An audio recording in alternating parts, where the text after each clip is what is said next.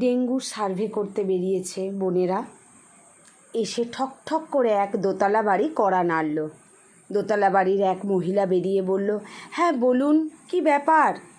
বলছে, দেখব আপনার ঘরে যাব, টবে মানে নিচের প্লেটে জল আছে কি দেখব, মশা জন্মাবে ওখানে। উনি বললেন, আচ্ছা বোন বলো তো, আমার বাড়ির পিছনেই ধানমাঠ বলে একটা জায়গা আছে, জানো সেখানে কি অবস্থা?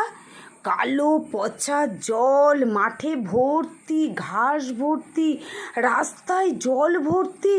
আচ্ছা সেখানে কি মশা জন্মাচ্ছে না? সেখানের মানুষের কি ডেঙ্গু হচ্ছে না? তোমরা কি সে খবর রাখছো? না, কি করে রাখবো বলুন তো, ওখানে রাস্তায় তো প্রচুর জল, আমরা তো যেতে পারি না। ও, মশা বুঝি উড়তে পারে না?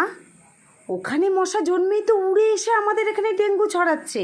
তাহলে আগে ওই জলের ব্যবস্থা করুন, ওইখানের মশা মারার ব্যবস্থা করুন, তারপর টবের নিচের এক ছিটটে জলের ব্যবস্থা করতে আসবেন।